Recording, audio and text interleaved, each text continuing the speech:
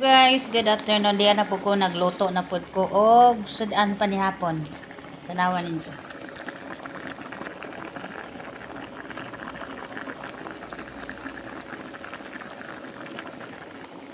Gulay na isda, ansa na ay buwad. Ang gibutang buwad. Kay isa ra man gud kay isda nga prito. Sana may buwad ang gibutangan.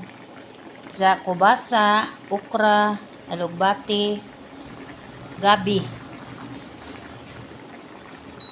Muna yung gigulay para niabot sang bana, mga namiog pa ni hapon. Kung dali pud human og panghugas. Manuwa pas iring. Niabot ni Zabitaw pud. Mamunuwa pa to sa manok. Human ato, pwede na may mangahan kay luto naman re.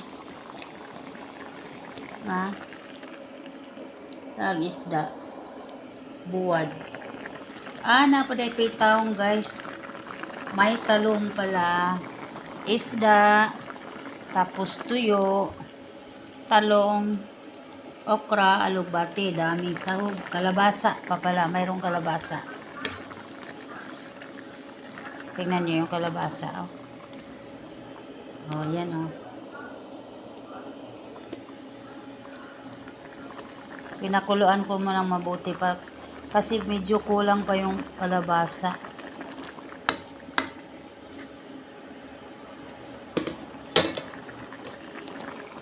Sarap yung gulay ko. May gata to.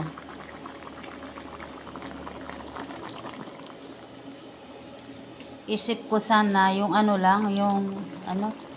yung walang gata. Kaso lang nakalimutan ko.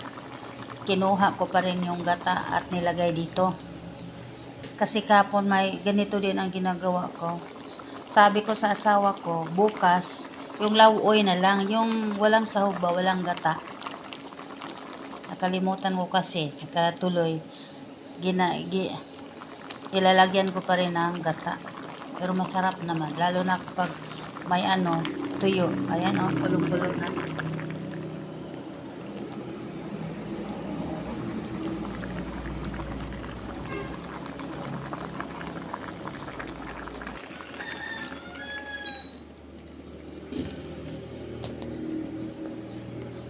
Ayan na.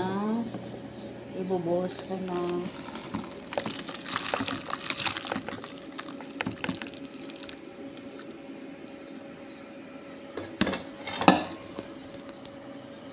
Ayan, ulam na to.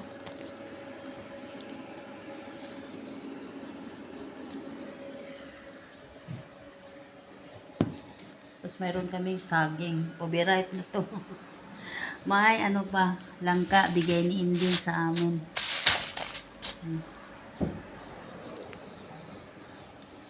Okay.